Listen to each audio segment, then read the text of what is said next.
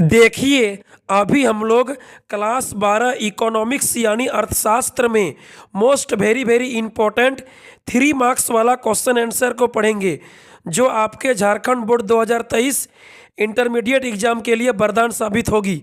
तो चलिए वीडियो को शुरू करते हैं और माइक्रो इकोनॉमिक्स यानी इकोनॉमिक्स का फर्स्ट बुक में 3 मार्क्स वाला most very very important question answer को पढ़ते हैं। सवाल नंबर 1 से देखिए। 1 नंबर सवाल, व्यष्टि और समष्टि अर्थशास्त्र में अंतर बताइए। माइक्रो और मैक्रो इकोनॉमिक्स में क्या डिफरेंस है, समझिए।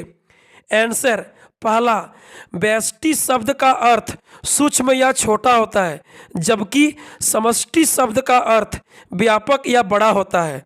आगे दूसरा, व्यष्टि अर्थशास्त्र में आर्थिक क्रियाओं का व्यक्तिगत स्तर पर अध्ययन किया जाता है, जैसे व्यक्तिगत परिवार, व्यक्तिगत फर्म या उद्योग आदि, जबकि समष्टि अर्थशास्त्र में आर्थिक क्रियाओं का संपूर्ण अर्थव्यवस्था के स्तर पर सामूहिक रूप में अध्ययन किया जाता है, जैसे राष्ट्रीय आय, कुल उत्पादन, कुल मांग, कुल पूर्ति आदि।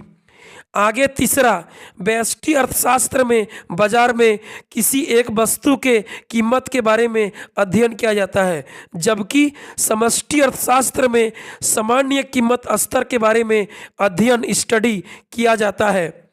आगे चौथा, व्यष्टि अर्थशास्त्र को संक्षेप में कीमत का सिद्धांत कहते हैं, जबकि समष्टि अर्थशास्त्र को संक्षेप में आय एवं रोजगार का सिद्धांत कहते हैं। ठीक है, यानी व्यष्टि और समष्टि अर्थशास्त्र में मुख्य अंतर है कि व्यष्टि में व्यक्तिगत का बात होगा और समष्टि में सामूहिक का बात होगा। ठीक है, आप लोग अंतर को 2 भागों में बांट कर कीजिएगा परीक्षा में। आगे देखिए सवाल नंबर 2, केंद्रीय समस्या कैसे उत्पादन किया जाए को समझाइए। कैसे उत्पादन किया जाए मतलब किस तकनीक से, किस तरीका से उत्पादन किया जाए। आंसर, अर्थव्यवस्था की दूसरी केंद्रीय समस्या यह है कि उत्पादन कैसे करना है। क्या बोला? अर्थव्यवस्था यानी इकोनॉमी का दूसरा केंद्रीय समस्या यह है कि उत्पादन कैसे करना है। इस समस्या का संबंध उत्पादन की तकनीक के चुनाव से है कि उत्पादन किस तरीका से करेंगे, उत्पादन कैसे करेंगे, मतलब किस तकनीक से करेंगे, किस टेक्नोलॉजी से करेंगे। इस समस्या के समाधान के लिए हमें वह तकनीक अपनानी होगी जिसमें मनुष्य के पास उपलब्ध सीमित साधनों का प्रयोग कम से कम हो और जिससे वस्तु का अधिक से अधिक उत्पादन हो एवं रोजगार में वृद्धि भी हो। आगे देखिए सवाल नंबर 3। सवाल नंबर 3 को पढ़िए। उपयोगिता की क्या विशेषताएं हैं? उपयोगिता की क्या विशेषताएं हैं? आंसर, उपयोगिता की निम्नलिखित विशेषताएं हैं। पहला, उपयोगिता एक मनोवैज्ञानिक धारणा है, अर्थात उपयोगिता का कम या अधिक होना मनुष्य की मानसिक दशा पर, मेंटलिटी पर निर्भर करती है। आगे 2 नंबर, उपयोगिता व्यक्तिपरक होती है, जो विभिन्न व्यक्तियों एवं अलग अलग स्थानों के लिए भिन्न भिन्न होती है। आगे तीसरा, उपयोगिता का विचार सापेक्षिक है, क्योंकि उपयोगिता समय और स्थान के साथ बदलती रहती है। आगे चौथा, उपयोगिता नैतिक सिद्धांतों से प्रभावित नहीं होती है, यानी किसी के बोलने से किसी वस्तु की उपयोगिता कम बेसी नहीं होगा। आगे देखिए सवाल नंबर 4 सीमांत उपयोगिता यानी मार्जिनल यूटिलिटी एमयू एवं कुल उपयोगिता टोटल यूटिलिटी टीयू में संबंध लिखिए। आंसर, एमयू एंड टीयू में संबंध, marginal utility MU and total utility TU में संबंध। पहला, जब तक एमयू धनात्मक रहती है तब तक टीयू घटते हुए दर से बढ़ती है। दूसरा, जब एमयू घटकर 0 हो जाती है तब टीयू अधिकतम मैक्सिमम होती है। तीसरा, जब एमयू नेगेटिव हो जाती है तब टीयू घटने लगती है। आगे देखिए सवाल नंबर 5 5 को पढ़िए। सामान्य वस्तु एवं गिफिन वस्तु में क्या अंतर है? सामान्य वस्तु नॉर्मल गुड्स एवं गिफिन वस्तु गिफिन गुड्स में क्या अंतर है? आंसर पहला, सामान्य वस्तु पर मांग का नियम लागू होता है परंतु गिफिन वस्तु पर मांग का नियम लागू नहीं होता है। दूसरा, सामान्य वस्तु में कीमत एवं मांग के बीच विपरीत संबंध होता है जबकि गिफिन वस्तुओं में कीमत एवं मांग के बीच सीधा संबंध होता है। तीसरा, सामान्य वस्तु की मांग वक्र का ढाल नेगेटिव यानी बाएं से दाएं नीचे की ओर गिरता है जबकि गिफिन वस्तुओं की मांग वक्र का ढाल धनात्मक पॉजिटिव बाएं से दाएं ऊपर की ओर उठता है। आगे चौथा, सामान्य वस्तु का आय प्रभाव धनात्मक होता है जबकि गिफिन वस्तु का आय प्रभाव नेगेटिव होता है। यही सामान्य और गिफिन वस्तु में अंतर है। बढ़िया से पढ़ लीजिएगा, ये सारे क्वेश्चन वेरी वेरी इंपॉर्टेंट है आपके एग्जाम 2023 झारखंड बोर्ड के लिए। आगे देखिए सवाल नंबर 6, मांग के नियम की क्या मान्यताएं हैं? मांग के नियम लॉ ऑफ डिमांड का क्या मान्यताएं हैं? क्या शर्त है? क्या आवश्यक शर्त है? आंसर, मांग के नियम की निम्नलिखित मान्यताएं हैं। पहला, संबंधित वस्तु की कीमत में कोई परिवर्तन नहीं होना चाहिए। दूसरा, उपभोक्ता की आय स्तर में कोई परिवर्तन नहीं होना चाहिए। तीसरा, उपभोक्ता की रुचि, पसंद, फैशन आदि में कोई परिवर्तन नहीं होना चाहिए। चौथा, भविष्य की संभावित कीमत में कोई परिवर्तन नहीं होना चाहिए। पांचवा, जनसंख्या स्तर में कोई परिवर्तन नहीं होना चाहिए। यानी मांग का नियम में अन्य बातों के समान रहने पर जो बात बोलते हैं, तो अन्य बातों के समान रहने पर बात का मीनिंग क्या है? संबंधित वस्तु की कीमत, उपभोक्ता की आय स्तर, उपभोक्ता की रुचि, पसंद, फैशन, स्वभाव आदि, भविष्य की संभावित कीमत, मौसम, जनसंख्या स्तर आदि सभी में कोई परिवर्तन नहीं होना चाहिए। केवल परिवर्तन कीमत में होगा, बाकी सभी अन्य कारक स्थिर रहेगा, जिसको आवश्यक शर्त मान्यताएं कहेंगे। आगे देखिए सवाल नंबर 7, मांग की कीमत लोच को परिभाषित करें। मांग की कीमत लोच यानी प्राइस इलास्टिसिटी ऑफ डिमांड को डिफाइन करना है। आंसर, किसी वस्तु के मांग में होने वाले आनुपातिक या प्रतिशत परिवर्तन तथा कीमत में होने वाले आनुपातिक या प्रतिशत परिवर्तन के अनुपात को मांग की लोच कहा जाता है। इसे ईडी इलास्टिसिटी ऑफ डिमांड से सूचित किया जाता है। गणितीय रूप में डेफिनेशन क्या बोला? मांग की लोच elasticity of demand equal to मांग में होने वाले आनुपातिक या प्रतिशत परिवर्तन बटा भागा कीमत में होने वाले आनुपातिक या प्रतिशत परिवर्तन। सूत्र होगा इलास्टिसिटी ऑफ डिमांड ईडी बराबर del Q by del P, del Q by del P गुना P1 बटा Q1। ठीक है, आगे देखिए सवाल नंबर 8 नंबर को पढ़िए। पूर्ति के नियम को लिखिए। लॉ ऑफ सप्लाई, पूर्ति के नियम को लिखना है। आंसर, अन्य बातों के समान रहने पर जब किसी वस्तु की कीमत में वृद्धि होती है तो उसकी पूर्ति बढ़ जाती है एवं कीमत में कमी होने पर उसकी पूर्ति भी घट जाती है। अर्थात किसी वस्तु की कीमत और उसकी पूर्ति के बीच धनात्मक पॉजिटिव संबंध होता है, जिसके कारण पूर्ति वक्र का ढाल बाएं से दाएं ऊपर की ओर बढ़ता हुआ होता है। क्या समझें? अन्य बातों के समान रहने पर other things being equal, higher then price तो हायर देन सप्लाई होगा और लोअर देन प्राइस तो लोअर देन सप्लाई होगा। दाम बेसी पूर्ति बेसी, दाम कम पूर्ति कम, यानी दाम और पूर्ति के बीच पॉजिटिव रिलेशन होगा। इसीलिए पूर्ति वक्र का ढाल बाएं से दाएं ऊपर की ओर बढ़ेगा, ऊपर उठेगा। देखिए फिगर में बढ़िया से देखिए, दाम बढ़ रहा है तो पूर्ति सप्लाई अधिक होगा, दाम कम है तो सप्लाई भी कम होगा। ठीक है, higher the price higher then supply, lower the price तो लोअर देन सप्लाई। प्राइस और सप्लाई के बीच पॉजिटिव रिलेशनशिप होता है। आगे देखिए सवाल नंबर 9, उत्पादन फलन की क्या विशेषताएं हैं? उत्पादन फलन की क्या विशेषताएं हैं, क्या गुण है? आंसर, पहला, उत्पादन फलन, उत्पादन एवं उत्पादन के साधनों यानी आउटपुट एवं इनपुट के बीच के फलनात्मक संबंध को, भौतिक मात्रात्मक संबंध को बताता है। आगे 2 नंबर, उत्पादन फलन में उत्पादन एवं उत्पादन के साधनों यानी आउटपुट और इनपुट के कीमतों का कोई समावेश, कोई बात नहीं होता है। आगे तीसरा, उत्पादन फलन का संबंध एक निश्चित समय अवधि से होता है, अर्थात समय अवधि बदलने पर उत्पादन फलन भी बदल जाता है, जैसे कि अल्पकाल में अल्पकालीन उत्पादन फलन एवं दीर्घकाल में दीर्घकालीन उत्पादन फलन होता है। क्या बोला? उत्पादन फलन का संबंध एक निश्चित समय से होता है।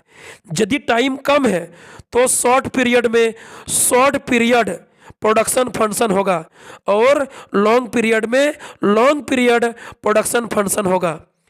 आगे चौथा 4 नंबर है, जब कोई उत्पादक अपने उत्पादन फलन के कुछ साधनों को स्थिर रखता है एवं कुछ को परिवर्तित करता है तब उसे अल्पकालीन उत्पादन फलन या परिवर्तनशील अनुपात का नियम कहते हैं। 5वां, जब कोई उत्पादक अपने उत्पादन फलन के सभी साधनों को परिवर्तित कर लेता है तब उसे दीर्घकालीन उत्पादन फलन या पैमाने का प्रतिफल नियम कहते हैं।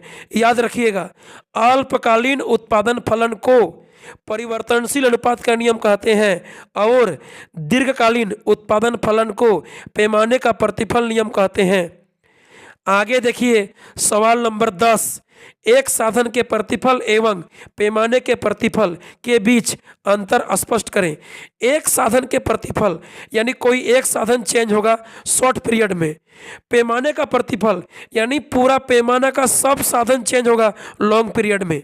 समझिए आंसर में, पहला, एक साधन के प्रतिफल में एक साधन परिवर्तनशील एवं बाकी शेष साधन स्थिर होते हैं, जबकि पैमाने के प्रतिफल में सभी साधन परिवर्तनशील एवं कोई भी साधन स्थिर नहीं होते हैं। आगे दूसरा, एक साधन के प्रतिफल में उत्पादन का पूरा पैमाना नहीं बदलता है, जबकि पैमाने के प्रतिफल में उत्पादन का पूरा पैमाना बदल जाता है। आगे तीसरा, एक साधन के प्रतिफल में परिवर्तनशील अनुपात पाया जाता है, जबकि पैमाने के प्रतिफल में एक समान अनुपात पाया जाता है। चौथा, एक साधन के प्रतिफल अल्पकाल में लागू होता है, जबकि पैमाने का प्रतिफल दीर्घकाल में लागू होता है। कहने का मीनिंग यही है कि एक साधन के प्रतिफल मतलब कोई एक साधन चेंज होगा बाकी नो चेंज। पैमाने का प्रतिफल उत्पादन का पूरा पैमाना चेंज, सभी साधन परिवर्तनशील होगा। यानी एक साधन का प्रतिफल में उत्पादन का पूरा पैमाना नहीं बदलेगा और पैमाने का प्रतिफल में पूरा पैमाना पूरा स्केल चेंज हो जाएगा। ठीक है, एक साधन का प्रतिफल शॉर्ट पीरियड में लागू होता है और पैमाने का प्रतिफल लॉन्ग पीरियड में लागू होता है। आगे देखिए सवाल नंबर 11, स्थिर लागत एवं परिवर्तनशील लागत में अंतर बताइए। स्थिर लागत यानी फिक्स कॉस्ट एवं परिवर्तनशील लागत वेरिएबल कॉस्ट में अंतर समझाना है। आंसर, पहला, स्थिर साधनों पर किए गए कुल खर्चों का जोड़ स्थिर लागत कहलाता है, जबकि परिवर्तनशील साधनों पर किए गए कुल खर्चों का जोड़ कुल परिवर्तनशील लागत कहलाता है। आगे दूसरा, स्थिर लागत उत्पादन की मात्रा के परिवर्तन से नहीं बदलती है, जबकि परिवर्तनशील लागत उत्पादन की मात्रा के परिवर्तन से बदल जाती है। आगे तीसरा, स्थिर लागत उत्पादन के घटने बढ़ने से प्रभावित नहीं होती है, स्थिर रहती है, जबकि परिवर्तनशील लागत उत्पादन के बढ़ने से बढ़ती है और घटने से घट जाती है, यानी परिवर्तनशील होती है। चौथा, उत्पादन के शून्य होने पर भी स्थिर लागत शून्य नहीं होती है, जबकि उत्पादन के शून्य होने पर परिवर्तनशील लागत शून्य हो जाती है। स्थिर लागत का उदाहरण भूमि, मशीनों एवं बिल्डिंग का किराया। परिवर्तनशील लागत का उदाहरण कच्चे माल पर खर्च, श्रमिक की मजदूरी, बिजली का बिल, ये सभी परिवर्तनशील लागत हैं। ठीक है, स्थिर लागत जो स्थिर रहता है जो वेरिएबल नहीं होगा, जो फिक्स रहेगा। परिवर्तनशील लागत जो घटते बढ़ते रहेगा। उत्पादन के शून्य होने पर शून्य हो जाएगा, बढ़ने पर बढ़ जाएगा, घटने पर घट जाएगा। लेकिन स्थिर लागत, चाहे उत्पादन शून्य हो, चाहे बढ़े, चाहे घटे, स्थिर लागत में कोई प्रभाव, कोई परिवर्तन नहीं होगा। आगे देखिए सवाल नंबर 12, औसत लागत एवं सीमांत लागत में संबंध बताइए। एवरेज कॉस्ट एवं मार्जिनल कॉस्ट में क्या रिलेशन है समझिए। पहले फिगर को देख लीजिए। फिगर में पहले एसी और एमसी दोनों घटती है। दोनों जब घटती है ना तो एसी अधिक होती है एमसी से। फिर एक बिंदु पर आकर एसी और एमसी दोनों मिल जाती है, दोनों एक दूसरे को कट करती है, जहां एसी बराबर एमसी हो जाता है। फिर आगे दोनों बढ़ती है तीसरा पॉइंट में। तो जब बढ़ती है ना तो एमसी अधिक बढ़ती है एसी से। ठीक है, 3 पॉइंट है, 3 पॉइंट है। पहला, एसी और एमसी दोनों घटती है तो एसी अधिक होती है। दूसरा, एसी और एमसी एक बिंदु पर पहुंचकर दोनों मिलती है जहां दोनों बराबर होती है। तीसरा, दोनों जब बढ़ती है तो एमसी अधिक बढ़ती है। देखिए संबंध में एसी एवं एमसी के बीच संबंध। पहला, जब एसी घटती है तब एमसी सदैव एसी से कम होती है, यानी जहां एसी एमसी से ज़्यादा होता है। दूसरा, जब एसी न्यूनतम होती है तब एमसी वक्र एसी वक्र को नीचे से काटती है जहां एसी बराबर एमसी होता है। तीसरा, जब एसी बढ़ता है तो एमसी वक्र भी बढ़ता है, लेकिन एमसी वक्र एसी से अधिक तेजी से बढ़ता है जहां एमसी एसी से ज़्यादा होता है। देखिए फिगर में बढ़िया से, फिगर में यही चीज़ है। पहले एसी एमसी घटती है जहां एसी अधिक होती है। फिर एक बिंदु पर पहुंचकर एसी बराबर एमसी हो जाता है जहां एमसी एसी को नीचे से काटती है। ठीक है, दोनों इक्वल होती है। फिर एसी और एमसी तीसरा स्टेप में बढ़ती है जहां एमसी ज़्यादा होता है। संबंध यही कहता है, 3 को संबंध है, बढ़िया से देख लीजिएगा।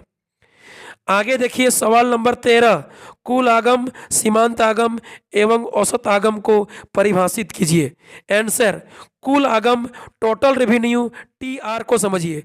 किसी उत्पादक या फर्म द्वारा अपनी उत्पादित सभी वस्तुओं को बेचने से मुद्रा के रूप में प्राप्त कुल राशि को कुल आगम टोटल रेवेन्यू कहते हैं। अर्थात total revenue equal to price into quantity. देखिए, एक उत्पादक या फर्म को अपना उत्पादित किया हुआ सभी सामान को बेचने से टोटल प्राप्त मुद्रा राशि को कुल आगम टोटल रेवेन्यू कहते हैं।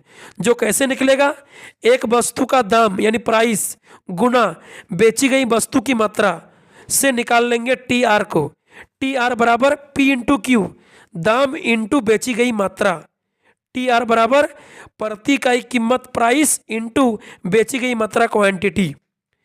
आगे देखिए सीमांत आगम मार्जिनल रेवेन्यू एम आर को किसी उत्पादक द्वारा किसी वस्तु की एक अतिरिक्त इकाई को बेचने से कुल आगम में जो परिवर्तन या वृद्धि होता है उसे उस इकाई का सीमांत आगम कहा जाता है। क्या बोला, किसी उत्पादक द्वारा किसी वस्तु की एक इकाई एक्स्ट्रा बेचने से कुल आगम में टोटल आय में टोटल रेवेन्यू में जो परिवर्तन या वृद्धि होता है उसे उस इकाई का सीमांत आगम कहते हैं। गणितीय रूप में एम आर एन बराबर T R N minus T R N minus 1। ठीक है, यानी मार्जिनल रेवेन्यू होता है टोटल रेवेन्यू में चेंज। ठीक है, मार्जिनल रेवेन्यू होता है टोटल रेवेन्यू में चेंज। एक इकाई एक्स्ट्रा बेचने से एक्स्ट्रा पैसा कितना आया, टोटल रेवेन्यू में चेंज कितना हुआ, उसी का नाम होगा मार्जिनल रेवेन्यू एम आर। आगे देखिए औसत आगम एवरेज रेवेन्यू को ए आर को, औसत आगम एवरेज रेवेन्यू ए आर को किसी वस्तु की उत्पादन की प्रति इकाई बिक्री करने से प्राप्त आगम को औसत आगम कहते हैं। अर्थात कुल आगम टी आर को बेची गई वस्तु की मात्रा क्यू से भाग देने पर औसत आगम प्राप्त होता है। गणितीय रूप में average revenue equal to total revenue बटा क्वांटिटी बेची गई मात्रा। देखिए औसत आगम यानी प्रति इकाई बिक्री से प्राप्त आय को एवरेज रेवेन्यू औसत आगम कहते हैं। जो कैसे निकलेगा? औसत आगम निकलेगा टोटल रेवेन्यू कुल आगम को बेची गई वस्तु की मात्रा क्वांटिटी से भाग देना पड़ेगा, यानी ए आर बराबर टी आर बटा क्यू। आगे देखिए सवाल नंबर 14 पूर्ण प्रतियोगिता एवं एकाधिकार बाजार में क्या अंतर है? पूर्ण प्रतियोगिता परफेक्ट कंपटीशन प्योर कंपटीशन एवं एकाधिकार बाजार मोनोपोली मार्केट में क्या डिफरेंस है समझिए।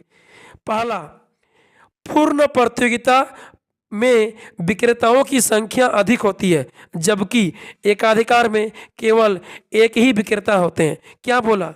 परफेक्ट कंपटीशन बाजार में मार्केट में सेलर विक्रेता बहुत ज़्यादा होता है, जबकि मोनोपोली मार्केट में विक्रेता एक ही होता है। दूसरा, पूर्ण प्रतियोगिता में कीमत का निर्धारण उद्योग करता है, इंडस्ट्री करता है, जबकि मोनोपोली में कीमत का निर्धारण एकाधिकारी फर्म, एकाधिकारी अकेला व्यक्ति विक्रेता स्वयं करते हैं। तीसरा, पूर्ण प्रतियोगिता में एक समान कीमत पाया जाता है, जबकि मोनोपोली बाजार में कीमत विभेदीकरण, अलग अलग कीमत, डिफरेंट प्राइस पाया जाता है। आगे देखिए चौथा, पूर्ण प्रतियोगिता में भारी मात्रा में कंपटीशन होती है, जबकि मोनोपोली में कोई कंपटीशन नहीं होती है। पांचवा, पूर्ण प्रतियोगिता में फर्मों का उद्योग में प्रवेश यानी एंट्री एवं निष्कासन यानी एग्जिट स्वतंत्र होती है, फ्रीडम होती है, जबकि मोनोपोली में प्रतिबंधित होती है। 6 नंबर, पूर्ण प्रतियोगिता में ए आर बराबर एम आर होता है, जबकि मोनोपोली में ए आर एम आर से ज़्यादा होता है, यानी A R greater than M R होता है। आगे 7वां, पूर्ण प्रतियोगिता में मांग वक्र पूर्णतः लोचदार ईडी बराबर इन्फिनिटिव एक्स अक्ष के समांतर होता है, जबकि मोनोपोली में इकाई लोचदार ईडी बराबर 1 होता है। आगे देखिए अंतिम प्रश्न 15, अंतिम सवाल 15 नंबर को पढ़िए। बाजार कीमत मार्केट प्राइस एवं सामान्य कीमत नॉर्मल प्राइस में क्या डिफरेंस है? आंसर, बाजार कीमत एक अति अल्पकालीन मूल्य है जो बाजार में प्रचलित है, जो वर्तमान में चल रहा है, उसको बोलते हैं बाजार कीमत। ठीक है, बाजार कीमत एक अति अल्पकालीन मूल्य है, जबकि सामान्य कीमत एक दीर्घकालीन मूल्य है, दीर्घकालीन लॉन्ग पीरियड प्राइस है, मूल्य है। दूसरा, बाजार कीमत मांग एवं पूर्ति के अस्थायी संतुलन द्वारा निर्धारित होती है, जो चेंज होते रहता है, अस्थायी नहीं रहता है, जबकि सामान्य कीमत मांग एवं पूर्ति के अस्थायी संतुलन से तय होती है, निर्धारित होती है। तीसरा, बाजार कीमत अत्यंत परिवर्तनशील होता है, जबकि सामान्य कीमत स्थिर होती है। चौथा, बाजार कीमत एक वास्तविक रियल प्राइस है, जबकि सामान्य कीमत एक काल्पनिक मूल्य है। क्या समझें? बाजार कीमत मतलब प्रचलित कीमत, अति अल्पकालीन मूल्य, परिवर्तनशील मूल्य, वास्तविक मूल्य, अस्थायी मूल्य। सामान्य कीमत मतलब लॉन्ग पीरियड प्राइस, दीर्घकालीन मूल्य। अस्थायी कीमत, स्थिर कीमत, काल्पनिक मूल्य जो पहले से चलते आ रहा है। ठीक है, फिर मिलेंगे अगले वीडियो में, तब तक के लिए bye bye, thank you. Video को अधिक से अधिक शेयर कीजिए।